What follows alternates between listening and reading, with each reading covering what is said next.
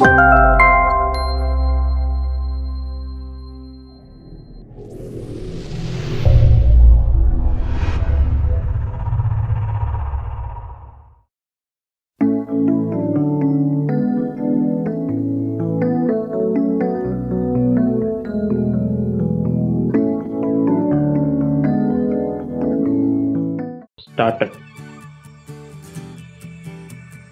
A warm day to one and all present here. Today, we are going to see the topic gifted children.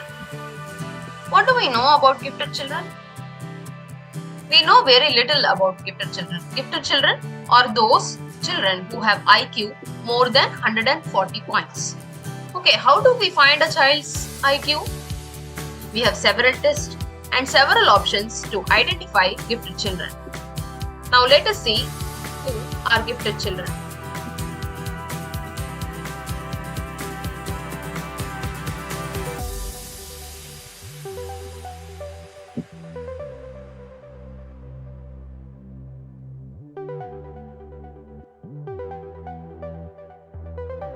Who are gifted children? Normally, gifted children are superior in reasoning power to that of other children. They show promise in music, dancing, poetry, creative writing, dramatics, graphic arts, creativity, scientific exterior, and an unusual imagination. They do not find intellectual stimulation in the traditional classroom. School books, syllabus, and methods of teaching adopted for average children. Each child who is gifted and talented has an individual profile of abilities, needs, and intelligence and learning styles. However, as a group, children who are gifted and talented tend to reason well, they are good thinkers, learn rapidly, have extensive vocabulary, have an excellent memory, and they have a long attention span. Only if they are interested. They are very sensitive, they show compassion, demonstrate professionalism, and are more morally sensitive. They have a very strong sense of curiosity. They preserve in their interests and are high, and they have a high degree of energy. Now let us see what eminent personalities have said about gifted. The term gifted has been applied to every child who in his group is superior in some ability, which may make him an outstanding contribution to the welfare and quality living in our society. W.B. Kelsey. The next definition is by Jacob K. James. Children and youth with outstanding talent perform or show the potential for performing at remarkably high levels of accomplishment when compared with others of their age, experience, or environments. These children and youth exhibit high performance capability in intellectual, creative, and artistic area, possess an unusual leadership capacity, and excel in specific academic fields. Now, how do we identify a gifted child? It is really very difficult to identify a child.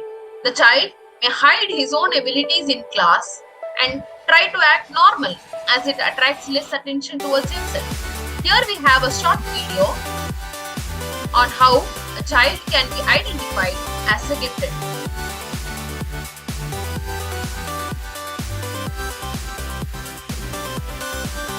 Is 2. That is fact number 1 of today. Who can tell me what 2 plus 2 is? Who's got it? 4. Excellent, Donna. It is. 2 plus 2 is indeed 4. Okay, who wants to try 3 plus 3? 3 plus 3? Really? I beg your pardon? What kind of school is this anyway?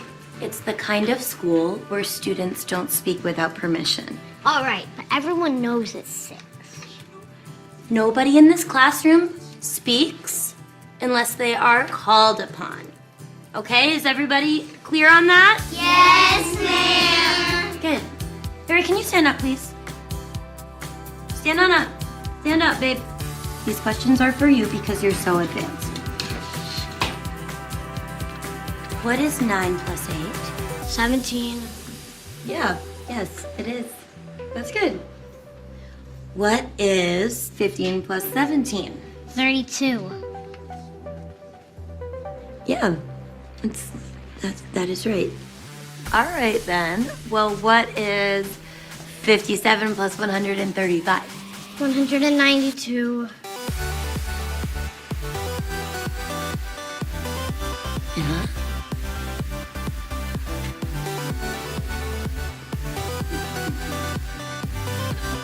Can you tell me what 57 multiplied by 135 is?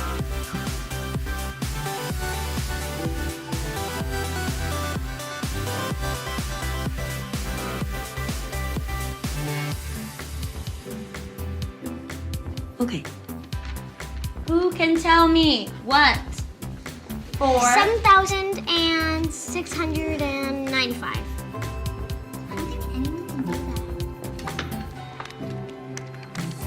The square root is 87.7. And change. Now what does ad nauseum mean? Inda.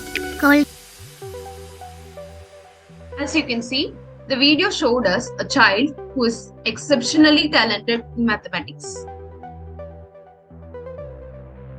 Now, this child, initially, she was disinterested in the basic syllabus class, that is addition. Basic addition was very simple for her and she was very much disinterested and did not show any need for learning the topic. As she was very well advanced, the teacher tries to give her a difficult question, more difficult question, and keeps on increasing the difficulty. The child is able to answer all the questions with ease, thereby confirming gifted abilities.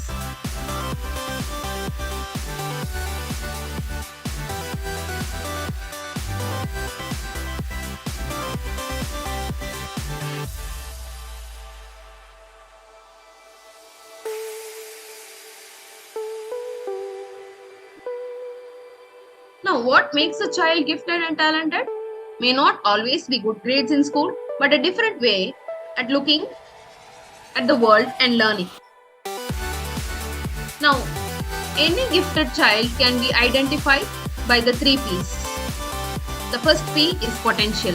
They have a higher IQ, they answer quickly, they are very easy to understand topics, and they catch difficult concepts easily. This is their potential. Their performance. Naturally, their grades and their academic performance in tests and report cards are places to check for their potential. So this also gives them a good way to find gifted abilities. And then their personality. By their character, by their general behavior towards subjects that are very easy or subjects that are normal for any children. The gifted abilities can be identified. The personality also can be measured by using a character behavior skill intended for gifted children. Now, there are some misguided beliefs about such gifted children. Now, there are beliefs that these children are physically weak, sometimes socially inept.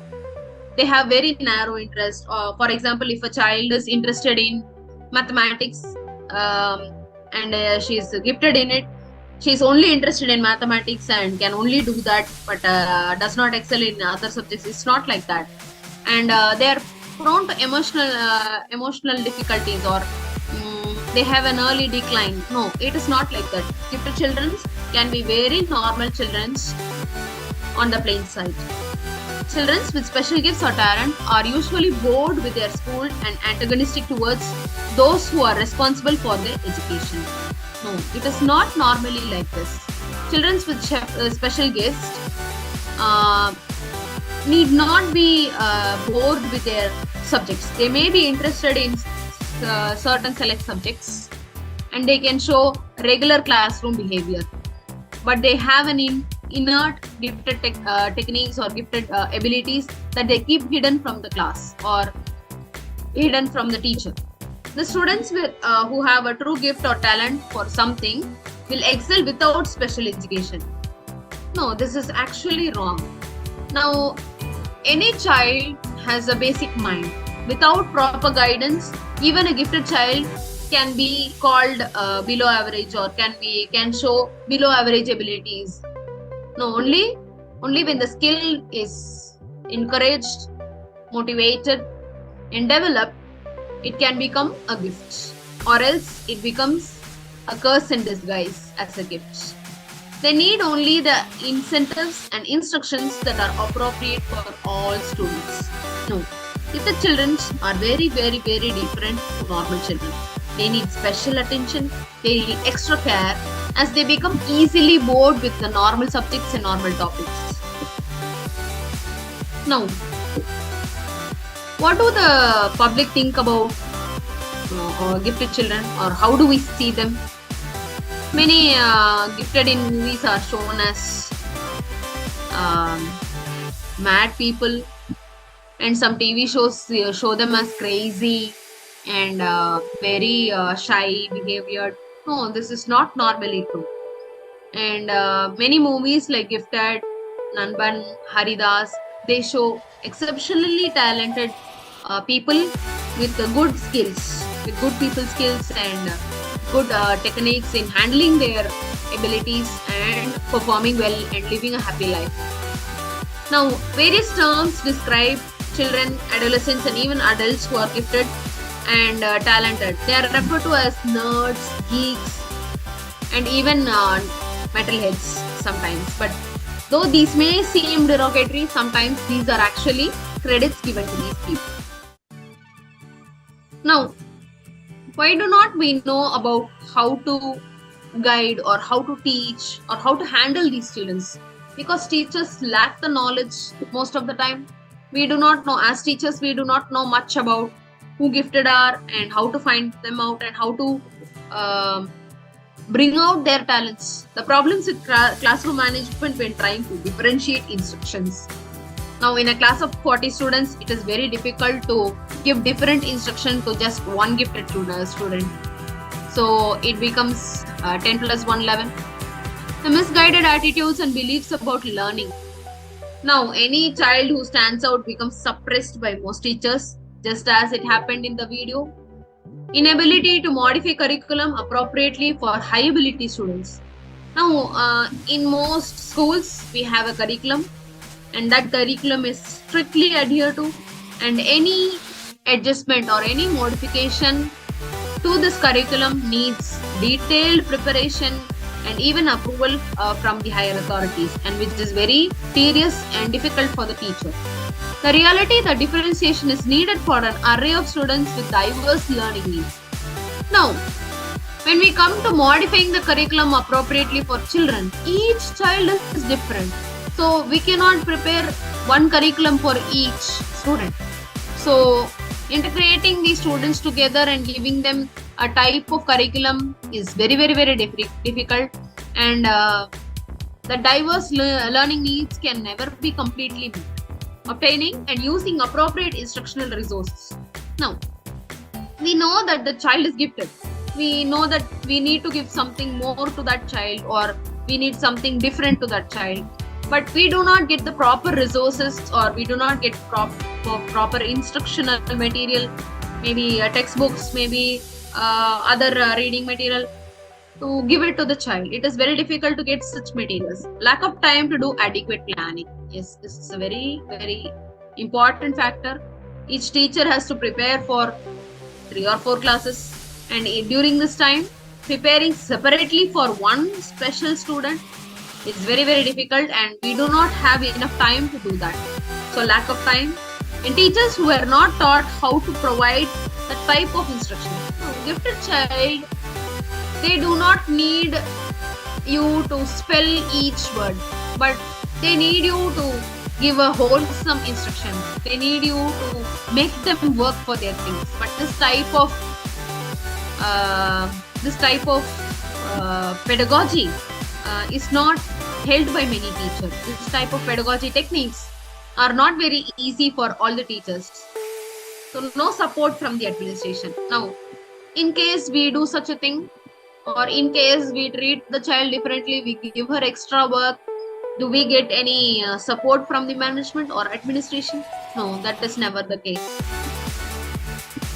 Now, removing the common barriers from the for the gifted children, National Association for Gifted Children and Council of Exceptional Children, 2006, made some suggestions to prepare teachers who will handle students who are gifted and talented.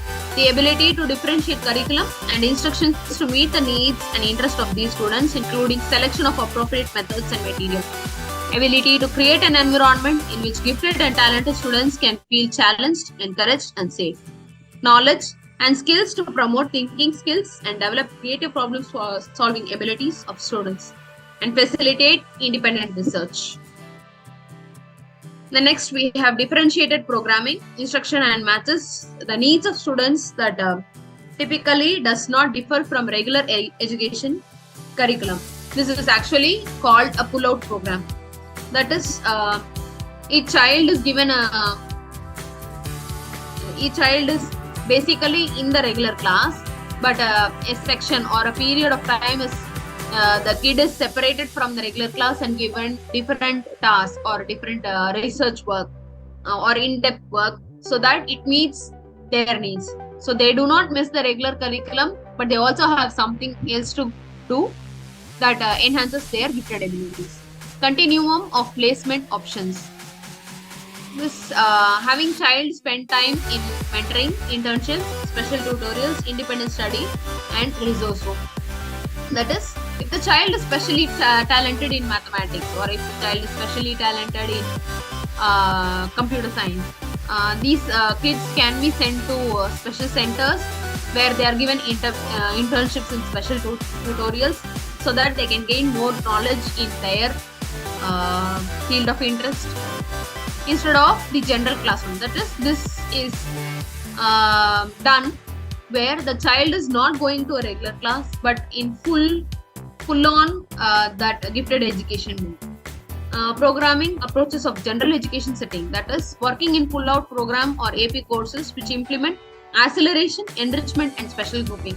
Sometimes our students are double promoted. We are very familiar with the word double promoted, and for example, the child who is well versed in first grade can be sent directly to third grade without studying a second grade.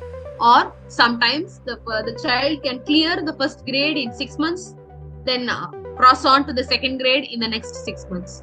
So this is called acceleration and enrichment. That is, the first grade kid is asked to study the material or the content from the second grade or the next grade. Special grouping. Kids with gifted abilities in similar area or can be brought together by special grouping like mathematics clubs or reading clubs and such. As we have already seen, acceleration, which refers to practice that introduces content, concept and educational experience to gifted students sooner than the other students. Early entrance to school, skipping grades, mentorship, credit by exam, etc. Enrichment, which refers to the technique that provides topic, skills, development materials or experiences that extend the depth of coverage beyond the typical curriculum. Ability grouping refers to the practice whereby gifted students with similar ability levels and interests are grouped together for at least part of the instructional day. Next we have nature student development, that is a creative support, caring, nurture and good classroom environment is given to such students. These are the things that can be done to address the needs of the gifted children. Establish high expectation for all students in general classroom. That is, in a classroom of 40 students, you expect just the gifted kid to get a full score and you don't expect the other kids even to pass. That is not actually good for any kid. So establishing high expectation for all students in general classroom. Encourage students to do their best. Emphasize that everyone has strengths and areas needing improvement. So any kid, when they are faced with, they have one energy and one weakness, they do not know what to do with the weakness. So it is good to encourage students about strengthening their strength and giving concentration to area needing improvement. Identifying areas of student interest. This effort leads to recognition of area where students find some degree of success. Addressing the needs of the special population. Recognizing high giftedness or hidden giftedness. Regular examine qualitative aspects of students' performance and academic tasks. Like the general test, class tests can be differentiated for each student so that their abilities can be checked, making sure that certain factors such as specific learning related problem, memory problem, do not mask the strength in a variety of areas. That is, a person or a student may be unable to memorize certain topics, but it is not necessary that he does not understand or he does not respond well to any topic. Use a variety of assessment techniques for screening and eligibility determination purposes. Some kids may not write properly, but they may be very well versed orally. So it is by using a variety of assessment techniques that we can identify the speciality of each kid. Seeking parent input in students who are very shy and passive in class activities. These students are often overlooked. Many of the gifted children are not very expressive. They tend to hide and they do not converse, or they do not frankly come out with their abilities, and they are very shy generally. So it is very good to involve the parents and to take the parents' input in the kids' behavior or the kids' needs, the kids' talents. Addressing needs of special populations. Continuing. Provides appropriate services. Considering a student's personal style and cultural background in selection of various programming options. For instance, heavy reliance on special ability group work may not be the best first choice for some students. Now, many students come from a very different cultural background, and they may not integrate well to their classrooms. And sometimes when we rely heavily on group work, they do not tend to show their talent, they do not tend to show their skill. So it is necessary that we give equal importance to individual and group works. Be aware that some enrichment related activities, while perhaps engaging, may be in conflict with the student's family or personal needs. Now sometimes when we give some sort of works, the student may not accept that as it is against his belief. So it is good to get a background before we give any activity. Classroom adaptations for gifted students. Creating a favorable classroom environment. So any classroom, when it becomes just chalk and talk, is really boring for any gifted children. So we need to create a favorable classroom environment where the child can find a way to express their talents. Managing and organizing effective classrooms and giving them career development. That is, asking them to show off their giftedness once in a while is not enough. We need to pave the path so that their abilities can become their life paths. Curricular and instructional consideration.